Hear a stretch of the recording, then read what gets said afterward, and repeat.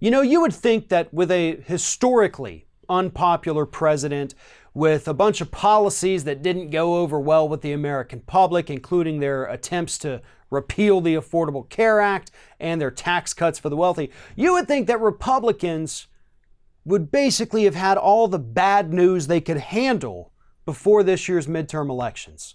Well, I'm here to give them a little bit more bad news that is certainly going to impact the 2018 midterm elections.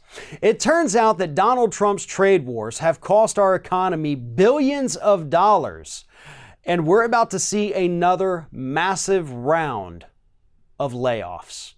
So, with less than 4 weeks to go before the midterms, we're going to see thousands upon thousands of American citizens losing their jobs just because of Donald Trump's trade wars. Now, you may not think that these trade wars are something that the average American citizen thinks about, but I have to tell you that it's the exact opposite of that. See, the average American citizen, you know, those middle Americans in the flyover states, the ones that Hillary Clinton didn't bother to go to, they're the ones that are actually being affected by the trade wars. That is something that weighs heavily on their minds every single day as they walk into work at a factory or on a farm or wherever it is, not knowing if they're still going to have a job at the end of the day. Major corporations are affected by this, not just the farming corporations. Automobile manufacturers Ford recently announced that they have already lost since May because of the trade wars over $1 billion, and that thousands upon thousands of their workers are about to get laid off.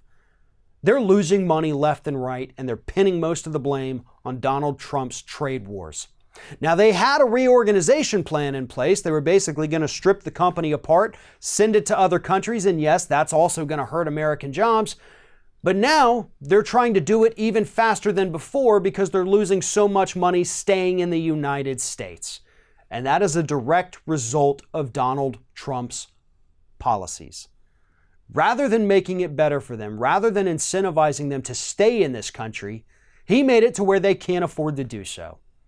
And Ford Motor Company isn't alone. There's many other multi-billion-dollar industries in this country that are facing the same dilemma. The steel to make their products is getting too expensive. The electronic pieces that they need to put in their products that they have to bring in from other countries, that's getting too expensive. So they either lay off workers, they increase their prices, which reduces demand, which leads to more layoffs. And that's what we're seeing in this country right now. And as we've talked about in the past, studies have shown the people that are being hardest hit by these policies are those living in the reddest counties of the reddest states. Those people understand who's to blame.